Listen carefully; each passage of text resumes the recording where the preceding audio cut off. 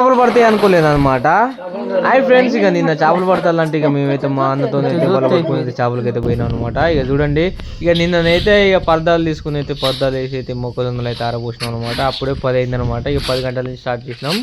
ఇక పరదాలు అయితే దొరకలేదు ఫ్రెండ్స్. ఇక వాళ్ళని వీళ్ళని అడిగి అయితే తెచ్చినాం.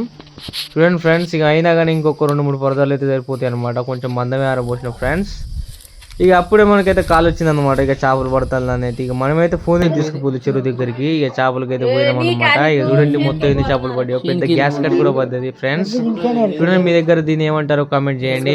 ఇక మొత్తం మాకైతే ఒక 6-7 కిలోల దాకా అయితే చేపలు అయితే పడ్డాయి. ఇద్దరేమే ఫ్రెండ్స్. మొత్తం ఇన్ని చేపలు అయితే పడ్డాయి అనమాట. ఇక చూడొచ్చు మీరు, రవ్వలు బొచ్చెలు ఇంకా చూడొచ్చు మీరు. గ్యాస్ కట్టు నల్ల చేపలు కూడా ఉన్నాయి. ఎంత పెద్దగా ఉన్నాయి చూడండి. ఒక్కొక్కటి కిలోన్నర అయితే ఉన్నాయి అనమాట. చూడండి ఫ్రెండ్స్, ఇదైతే దగ్గర కిలోన్నర అవుతున్నది. ఇక మేమైతే మంచిగా ఫ్రై చేసినాం అనమాట. కొన్ని చేపలని అయితే ఫ్రై చేసి అయితే తిన్నా. చాలా టేస్ట్ ఉన్నాయి చేపలు అయితే. ఇక గ్యాస్ కట్ తెలకాయ అయితే నేనే తీసుకున్నాను అనమాట. చాలా బాగుంది, నాకు చాలా నచ్చింది. ఫస్ట్ టైం గ్యాస్ కట్ తిన్నాం. ఇలాంటి మరిన్ని వీడియోస్ కోసం మన ఛానల్ని సబ్స్క్రైబ్ చేయండి ఫ్రెండ్స్.